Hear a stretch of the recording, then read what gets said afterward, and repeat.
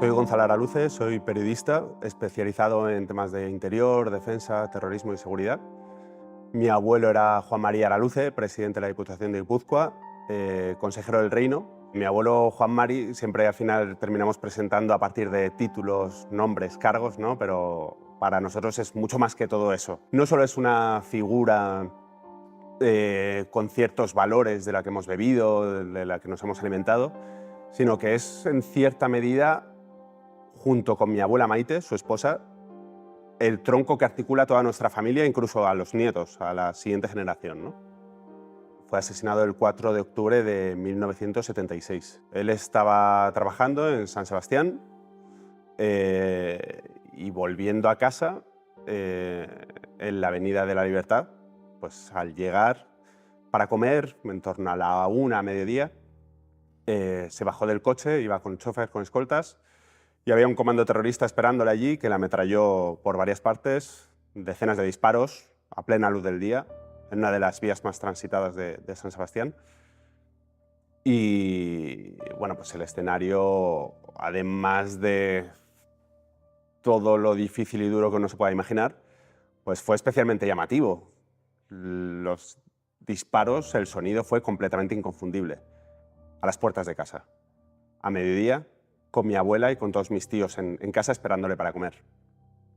¿Qué ocurrió después? Pues lo que cabría imaginar en cualquier cabeza. Mis padres, mi padre, mis tíos, mi abuela se asomaron a la ventana y se encontraron toda la escena. Una escena en la que mi abuelo estaba tirado en el suelo, malherido, el chofer y los escoltas también, el coche tiroteado, ruido, confusión.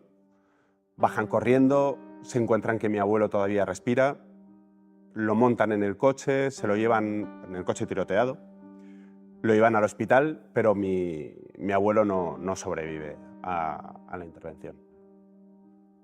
Cuando hablamos de un atentado, es muy importante pensar tanto en el antes como el después.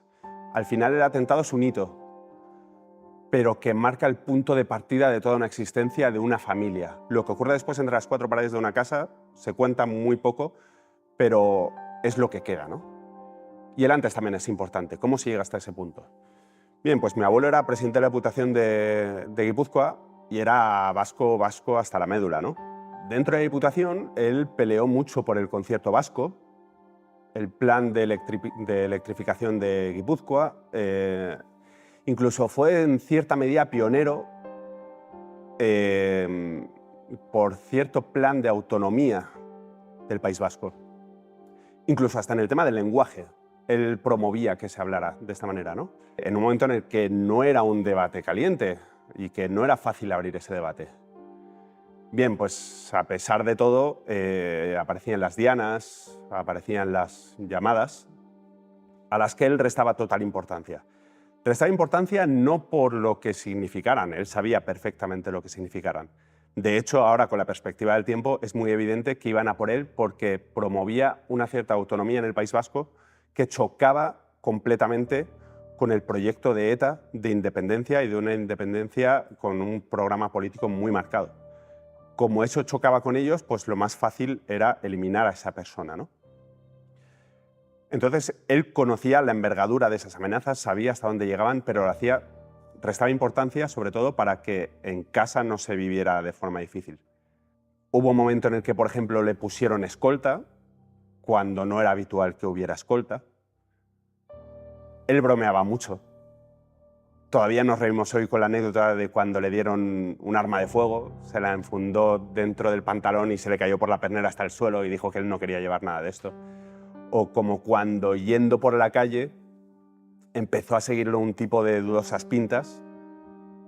Mi abuelo cambiaba de acera, este seguía con él, volvía a cambiar de acera, otra vez tal.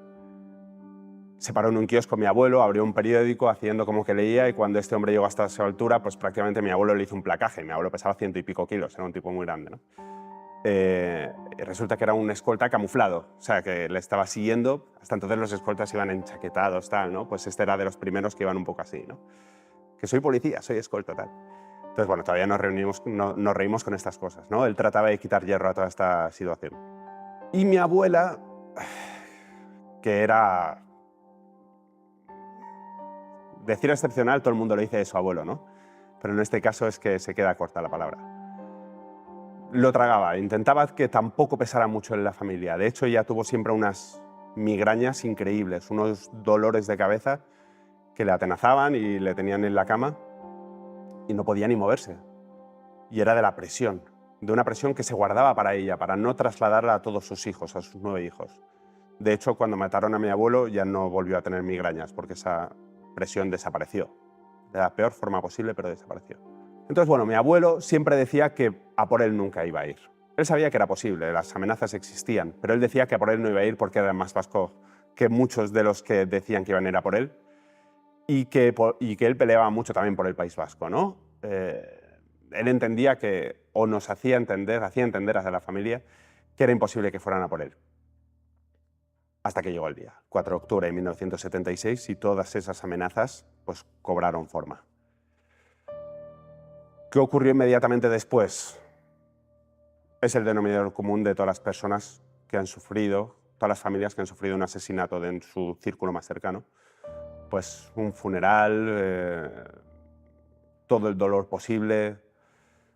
Además, en un momento muy tenso, políticamente muy tenso, socialmente muy tenso, y que era una figura políticamente destacada, entonces tuvo mucha repercusión. Todavía guardamos las portadas de los periódicos de aquella época, yo las tengo en una carpeta gris, heredada de mis padres prácticamente, para investigaciones mías con la excusa, pero todavía la tengo yo en mi cajón, ¿no? Hubo cierto eco mediático, no solo en portadas de periódicos, sino también en televisión. Hay un documental que grabó Informe Semanal a los pocos días del atentado, muy pocos días. Ahora, el aproximarse a una familia que ha sufrido un asesinato se hace con cierto tacto, con cierta delicadeza. Entonces eran otros tiempos e inmediatamente después se aproximaban y hacían preguntas que a lo mejor hoy, pues quizás no se nos podrían ocurrir, ¿no? O exigían cierta cautela. Entonces, bueno, el documental en sí es bastante delicado, tampoco entra muy de lleno en el tema, bueno, con preguntas muy incómodas, pero lo que hace es reconstruir los últimos pasos de mi abuelo. Entonces, cuenta cómo estuvo en la Diputación, cómo ese día fue un periodista a hablar precisamente del tema del concierto vasco, cómo mi abuelo se montó en el coche, cómo volvió a casa, reconstruyen un poco lo que fue el atentado con los datos que existían entonces, que luego con el tiempo se han ido conociendo muchos más.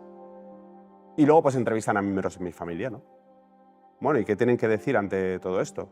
Una pregunta así como muy abierta, que ahora no se nos ocurriría plantear a una persona que ha sufrido esto inmediatamente, ¿no? Pero ¿qué se les ocurriría decir ante todo esto? Pues cada uno dice una cosa. Mi padre, por ejemplo, dice que ojalá nunca se vuelva a repetir una situación como esta. Llegarían 700 asesinatos después. Y bueno, pues luego reconstruyen un poco toda la familia, ponen una imagen que es muy poderosa, muy potente, en la que están todos sentados en un sofá, mi abuela con los 9 hijos. Y bueno, pues la escena es de funeral total, no cabe otra interpretación. Todos con una cara muy larga, un gesto muy serio, pero hay algo que chirría ahí, en esa imagen, ¿no? Y es que mi abuela está sonriendo. Y es algo que todavía hoy se me pone la piel de gallina de pensarlo. Y cada vez que hemos visto este documental, yo no lo vi hasta que fui ya mayor de edad, pero te impacta y te chirría. Luego, a medida que vas conociendo cómo fue mi abuela, cómo interpretó todo esto, pues te pueden encajar ciertas cosas. Pero ¿por qué sonría en ese momento? No es porque hubiera perdido el juicio ni nada parecido. Antes se dejaba a las víctimas completamente aisladas y que cada una asumiera la situación de su manera. Ella sonríe porque en ese momento toma la determinación de que el asesinato de mi abuelo no sea una carga para mi familia. No una carga física, material, eso es evidente que lo va a ser.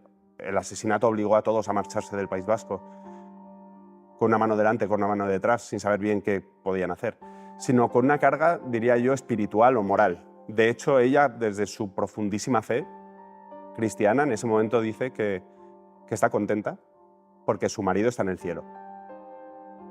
Entonces, esa frase que ahora quizá para muchos es difícil de entender, incluso para mí como nieto, digo, ¿cómo tuvo la capacidad de decir algo así? Cobra sentido, pues tantos años después. Han pasado casi 50 años y nos damos cuenta de que esa frase, esa interpretación, nos ha permitido a todos vivir en libertad, sin esa carga espiritual o moral que estaba diciendo, ¿no? Cada persona, cada familia lo ha vivido de una forma diferente. No quiero decir que todas tuvieran que haber tomado el mismo camino, ni mucho menos. ¿Cómo vas a exigirle a alguien que en un momento determinado reaccione de esa manera ante esa situación? Pero mi abuela lo hizo y eso es lo que nos permitió. Entonces, bueno, pues toda mi familia se trasladó a Madrid a partir de entonces. A mi abuelo no lo hemos conocido, ninguno de los 25 nietos que tuvo. Él fue asesinado en el 76 y su primera nieta, mi hermana Fátima, nació hasta 4 años después, en el 80. Pero a que no lo hemos conocido, sí que ha sido mi abuelo una parte sustancial de nuestra familia. No solo de sus hijos, sino de sus nietos. Y bueno, pues eran 9 hermanos, 9 hijos tenía mi abuelo y mi abuela. Cada uno lo vivió de una forma muy diferente. Pero yo puedo hablar de nuestro caso particular y de nuestro núcleo familiar más cercano. Y esto es que en mi familia, mis padres nunca nos han sentado en un sillón a contarnos lo que ha ocurrido. Yo no recuerdo un momento en el que sentado en la cama me dijeran, pues, Gonzalo, había unos malos que mataron al abuelo por razones que se nos podrían escapar. No recuerdo ese momento. Siempre lo hemos sabido lo que pasó, pero lejos de esa carga de rencor y de odio que a lo mejor podríamos tener, que sería muy razonable tenerla. Pero si no la tuvimos fue por esa capacidad de mi abuela de vivir siempre con una sonrisa, ¿no? Y si nosotros veíamos a mi abuela siempre sonriente, ¿cómo íbamos a ser nosotros capaces, sin haber conocido a mi abuelo, a su marido, de crecer con algún odio? Yo siempre recuerdo ir a casa de mi abuela, íbamos muy a menudo aquí en Madrid, hicimos una piña muy grande, toda la familia, todos los nietos íbamos siempre. Ahora, con el paso del tiempo, se entiende bien por qué, ¿no? Todas las razones. Pero siempre íbamos a casa de mi abuela, siempre estaba sonriendo, y yo siempre la recuerdo haciendo punto, haciendo gancho. Y eran especialmente sensibles los días en los que había algún asesinato. Recuerdo particularmente el 11M. El día de su cumpleaños era el 11 de marzo. Era un día en el que ya desde por la mañana sabíamos que algo estaba ocurriendo. Yo estaba en el colegio. No sabíamos bien qué, no entendíamos quién estaba detrás de lo que podía haber ocurrido. Sabíamos que había explosiones en trenes, en vías del tren, pero no entendíamos exactamente qué estaba ocurriendo. Pero sí sabíamos que iba a ser un día muy duro. Pero yo pensaba en 2 personas. En mi hermano, que era voluntario del SAMUR. No sabía si estaba desplegado en ese momento o no, y qué estaría viviendo o no. No sabía que estaba. No era tiempos de teléfonos móviles, no sabía. Y también en mi abuela. Sabía que ese día teníamos que ir a casa de mi abuela por 2 razones. Porque era 11 de marzo, porque era su cumpleaños, y por todo lo que estábamos viviendo. Y lo confieso, pues otra vez más nos sorprendió, porque yo, menor de edad, todavía en el colegio, pensaba que me iba a encontrar a mi abuela en una situación muy delicada, muy frágil. Y todo lo contrario, pues decidió celebrar su cumpleaños como lo hacíamos siempre. Sacó tarta de cumpleaños, sopló las velas y soplando esas velas, pues con esa alegría y con esa sonrisa, pues otra vez puso encima de la mesa todo esa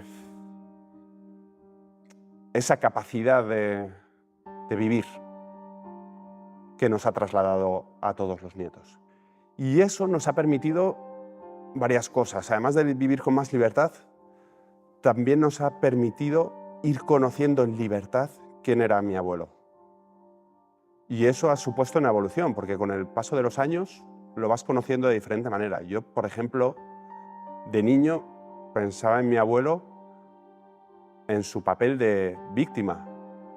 Una palabra que yo creo que él hubiera detestado. Él era bastante valiente y él estaba muy orgulloso de lo que hacía. Y yo creo que con conocimiento de lo que podía suponer. Y quizá esa palabra la hubiera detestado, ¿no? Pero yo pensaba en él de esa manera. ¿Cómo era posible que saliendo del trabajo y yendo a casa hubiera unos tíos esperándole en el portal con una ametralladora, le disparasen a él, al chofer, a los escoltas, generando esa situación tan violenta, de tanto dolor, de tanta sangre, tan difícil de asimilar, ¿no? Entonces, yo pensaba en él de esa manera, de niño. Pero poco a poco las circunstancias van cambiando y a medida que vas conociendo la historia de mi abuelo y de mi abuela también, lo ves con admiración. Cómo él fue capaz de seguir adelante con su proyecto político, con sus ideas, con sus creencias, él también profundamente religioso, a sabiendas de lo que aquello podía suponer. Y si lo hizo, yo estoy convencido de que fue por una razón, y era porque tenía a mi abuela Maite al lado. Y porque sabía que podía contar con ella para todo, ocurriera lo que ocurriese. Como nieto he ido conociendo a mi abuelo de esa forma, pero también como periodista, porque al final yo creo que también por interés por saber lo que ha ocurrido, por conocer testimonios parecidos, pues yo he investigado mucho sobre temas de terrorismo, he escrito algunos libros, he entrevistado a muchísimas personas, cada una con sus razones, con su forma de entender, de ver todo, muy diferentes, pero que me ha permitido ir haciendo una pequeña composición de los hechos, ¿no? E incluso me ha permitido en algunos momentos tener acceso a información sobre el atentado de mi abuelo. Él fue asesinado en el 76 y un año después llegó la amnistía, la ley de amnistía en el 77, por el cual se hacía, por contarlo rápidamente, borrón y cuenta nueva, ¿no? En un intento de arrancar una democracia desde los cimientos, pero que no fue aceptada como tal por ETA. De hecho, muchos de los amnistiados se reincorporaron a ETA y siguieron matando. Entonces, alguna de esa documentación para mí era completamente inédita. Buena parte de ella se la entregué a un historiador, Juan José Echevarría, que ha publicado un libro hace poco con la biografía de mi abuelo, que ha servido pues, para poner en negro sobre blanco quién era mi abuelo. Y me ha permitido conocer muchas cosas y quizá me ha permitido también hacer algunas preguntas en mi familia que hasta entonces no había planteado sobre mi abuelo, sobre mi familia, sobre cómo lo habían vivido, ¿no? Y es que también a medida que tú vas creciendo, madurando, conociendo nuevas perspectivas, también va cambiando el prisma con el que ves todos los hechos. Los hechos son los hechos y son irrefutables. Pero sin embargo sí que te aporta más matices, ¿no? Pero si antes hablaba de que de niño conocí a mi abuelo como víctima y luego con admiración, ahora cabría decir que prácticamente con devoción, porque yo ahora como padre de familia puedo en cierta medida imaginar el miedo que quizá él podría sentir a enfrentarse a una situación así. No a morir, porque a medida que vas teniendo más años o demás, pues a lo mejor vas perdiendo esos ciertos miedos.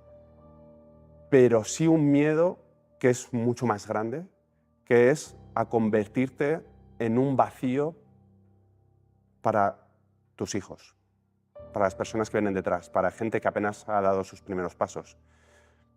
Mis tíos, el mayor tenía 25 años y los pequeños tenían muy corta edad, ¿no? Yo ahora pienso en lo que supondría marcharme, pienso en mi mujer y en mis hijos. No pienso en el fin de mi existencia, sino en lo que supondría para ellos marcharme, ¿no? Y si mi abuelo fue capaz de hacerlo, lo hizo por mi abuela. Él sabía que mi abuela era capaz de seguir con la familia, de mantener a todos unidos, de mantener unos valores, de mantener una unidad en la familia y de transmitirnos a todos lo que era de verdad importante, ¿no? Entonces yo, sin haber conocido a mi abuelo, estoy convencido y sé que si siguió adelante fue por eso. Entonces mi abuelo para nosotros, aunque no lo hayamos conocido, pues es una parte sustancial de todos, ¿no? De todos los nietos, somos 25, cada uno lo hemos vivido de una forma diferente. Los propios hijos lo vivieron de una forma diferente.